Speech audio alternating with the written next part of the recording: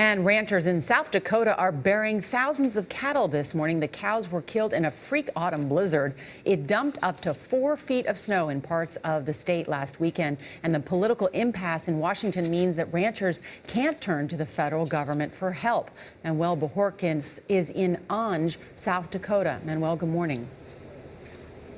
Good morning, Nora and Charlie. It's being called one of the worst economic disasters in South Dakota's history. Because the storm came so early, the herds were still in summer pastures and had not yet grown to winter coats that protect them from the cold. South Dakota's $7 billion livestock industry will be digging out for years to come.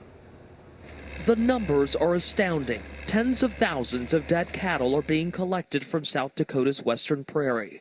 On October 3rd, an unusual autumn snowstorm blanketed nearly 100 miles, stranding animals in ravines and pastures where they froze to death, and many more could die in the months to come. As the snow cover came over top, it literally started burying them. Sioux Falls rancher Mike McIntyre lost nearly 200 cattle worth over $1,000 a head. The worst thing was we had 2 inches of rain followed with 3 feet of snow afterwards. So not only was the ground wet, the cattle sunk into it. Many of them actually drowned. Others lost 80 to 90% of their herd. The result is catastrophic. It creates quite the economic disaster for them. By losing the cows themselves, they've lost paychecks from years to come. The blizzard, coming just days after 80-degree weather, brought winds of 70 miles an hour and record snowfall as much as 4 feet all the way to the Wyoming border.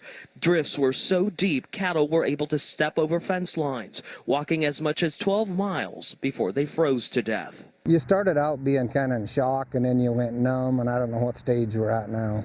Officials say some 6,000 ranch families have been impacted by the storm. Its effects magnified because ranchers had already suffered through last year's devastating drought. Some of the ranches aren't going to make it. They are not going to survive this storm. Traditionally, the federal government would provide a financial cushion in a crisis like this. But the farm bill expired during the government shutdown, and ranchers say help, if it comes, is months away. There's guys that ain't going to recover from this without some type of assistance or something. The Farmers Union says ranchers have lost this year's paycheck because they lost this year's calves, but they've also lost next year's paycheck because they lost the cows that were carrying next year's calves.